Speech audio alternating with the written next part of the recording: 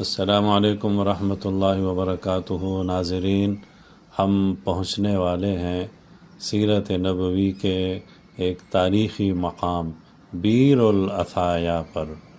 یہ درب الانبیاء ہے علیہم السلام اجمعین۔ یہاں سے انبیاء علیہم السلام گزرے ہیں۔ درب النبی ہے صلی اللہ علیہ وسلم، حضور صلی اللہ علیہ وسلم یہاں سے گزرے ہیں۔ درب القوافل ہے، قدیم زمانے میں قافلوں کا راستہ رہا ہے۔ اب ہم پہنچ رہے ہیں تاریخی کنویں بیر العطایا پر۔ یہ کنواں آج بھی موجود ہے، عاشقوں کی زیارت گاہ ہے۔ اس کنویں کو رسول اللہ صلی اللہ علیہ وسلم سے نسبت ہے۔ اس سے خوبصورت نسبت اور کیا ہوگی کہ یہاں رسول اللہ صلی اللہ علیہ وسلم نے نماز ادا فرمائی۔ مسجد العطایا، سیرت کی کتابوں میں اس نام سے مسجد العطایا مصلی رسول صلی اللہ علیہ وسلم محفوظ ہے۔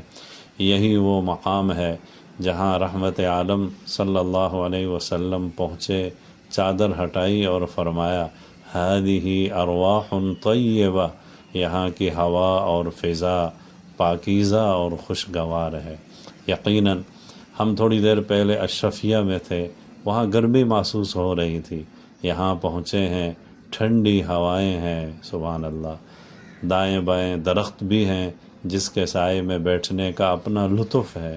یہاں قدیم گھروں اور مکانوں کے اثرات بھی ہیں جو اس بات کی نشاندہی ہیں کہ یہ جگہ قدیم زمانے میں قافلوں کی قیام گاہ رہی ہے۔ بعض باحثین کے بقول یہ حجاز کی حد ہے، یعنی حجاز یہاں ختم ہو رہا ہے اور آگے تہامہ کا علاقہ شروع ہوتا ہے۔ رسول اللہ صلی اللہ علیہ وسلم نے ایک مرتبہ سفر میں فرمایا کاش کوئی عطایا میں جا کر ہمارے لیے پانی کا انتظام کرتا۔ حضرت جبار بن صخر رضی اللہ عنہ نے کہا میں جاتا ہوں۔ وہ پہنچے، انہوں نے اس کنویں کے ارد گرد پتھر رکھ کر پانی جمع کر لیا۔ محنت کر کے کافی تھک گئے، لیٹے تو آنکھ لگ گئی۔ اتنے میں حضور صلی اللہ علیہ وسلم بھی آ پہنچے اور از راہ مزاح پوچھا اے حوض والے، کیا ہم آپ کے حوض پر آ سکتے ہیں؟ صحابی نے آپ صلی اللہ علیہ وسلم کی آواز پہچان لی، اٹھ گئے۔ آپ صلی اللہ علیہ وسلم نے یہاں وضو کیا، نماز پڑھی۔ تھوڑی دیر میں پھر باقی صحابہ رضی اللہ عنہم بھی آ گئے۔ تو ناظرین، آپ دیکھ رہے ہیں اس کنویں کے مناظر، اس خوبصورت مقام کے مناظر، بیر العطایا، مسجد العطایا۔ آج اللہ رب العزت نے ہمیں یہاں آنے کی توفیق نصیب فرمائی۔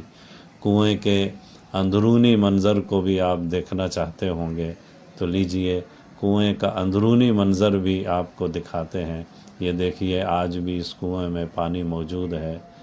ہو سکتا ہے کہ سعودی حکومت اس مقام کو بھی سیاحتی پوائنٹ کی حیثیت سے متعارف کرائے۔ بہرحال یہ عاشقوں کی زیارت گاہ ہے۔ اللہ رب العزت نے ہمیں یہاں آنے کی توفیق نصیب فرمائی، الحمدللہ۔